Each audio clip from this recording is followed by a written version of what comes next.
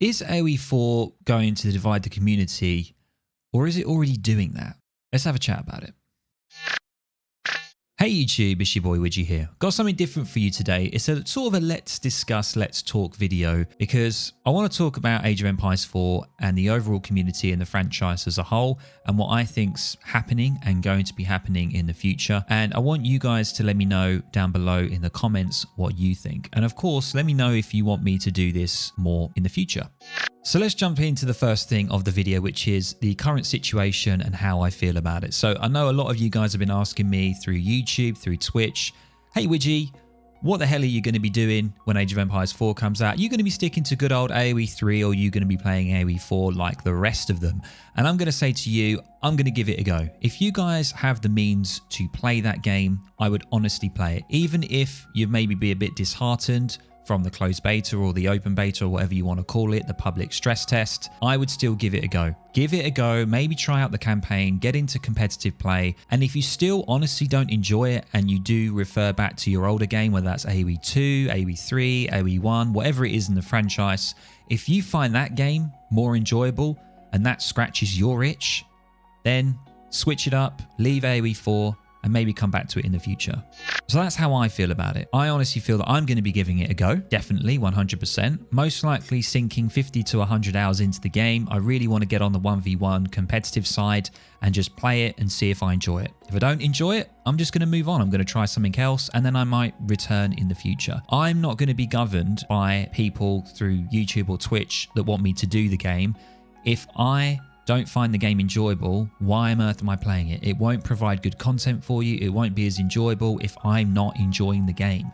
Sort of makes sense, really. So moving swiftly on to the second part, which is, what do you guys feel about it? I'm just going to throw it out there to you and I want you to let me know down in the comments below what you think about the current situation and what you think the future is going to be looking like for the community and the franchise as a whole. So make sure you do. And of course, if you like this style of video that I'm doing, this sort of let's talk, let's discuss, make sure you drop a like, of course, and hit that little subscribe button and also the bell. So moving on to the part 3 of the video then, I just want to sort of talk about something that I'm actually, which is kind of crazy, I'm studying about at the moment. So I've got a case study that I'm doing for my accounting exam, and it's actually on a fictitious video game developer and publisher, which is absolutely awesome. This is the best thing for me, and hopefully because it's that, I'll be able to pass it, fingers crossed. And I've been looking into this a lot. And I've been looking into KPIs and how, video game companies and developers and publishers, will sort of use key performance indicators and metrics to see how well games are doing in the overall franchise and the overall company. So I just want to talk to you about retention and churn rate. Don't worry, this isn't going to be some sort of like class or session. Please don't fall asleep. So retention is simply retaining people. So it's retaining the new users that come on that are playing the game. So for example, new users come on to play Age of Empires 4, or they play any game within the Age of Empires franchise, for example. So retention is normally sort of shown as a percentage. Then you've got the churn rate. The churn rate is the opposite of the retention rate. So they're the people that drop off. So for example, if I play Age of Empires 4, I pay 50, 60 pounds or 70, 80 dollars or something crazy for the game. I play it for a couple of weeks, I drop off.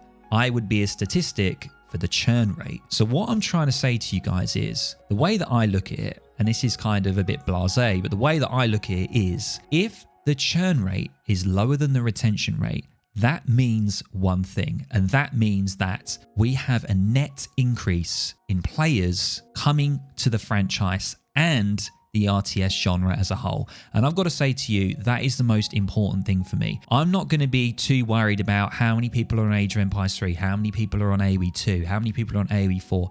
As long as we are bringing more people from the masses, from that huge market of video games, if we can grab more people to come over to the RTS side, to the Age of Empires side, and we can keep those people there, that's what matters to me the most. And I know a lot of you thinking, yeah, you're just saying that, you're just trying to be a good guy, you're saying that, you would hate it if there wasn't anybody in AoE 3. Look, if that's the case, then I would just move to another RTS that I like. I'd move to StarCraft, I'd move to maybe to War Selection that I've been doing, make sure to check it out by the way, or I'd maybe try AoE 2.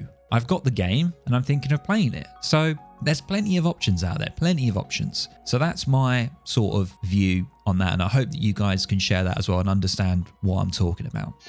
Right, I know a lot of you guys are probably thinking, Widgie, you haven't even answered the question. is it dividing the community? Please answer the question. And I'm going to say, yes, it currently is dividing the community. I can see a lot of animosity between people saying, you know, the game's poor, it looks bad, you know, it's AoE 2.5. You know, you've heard it all before over Reddit, in the Steam forums, absolutely everywhere. So at the moment, it's sort of dividing the community up. However, it may settle itself in. I'm hoping it's going to settle itself in. Give it 6 months after the release, potentially a year as well. And let's hope it's a perfect addition to the franchise. And also, as I mentioned before, about that good old retention and churn rate, hopefully overall we'll have more players to the franchise that are currently playing, more active users and concurrent users, rather than having a decrease. Because if that's the case, that's going to be a shame, because it means that you're going to have more people spread over those 4 titles, also 5 titles if you include good old AOM. And that means that you're not going to have as many people on each one. It's going to spread yourself a little thin, and it's not going to be as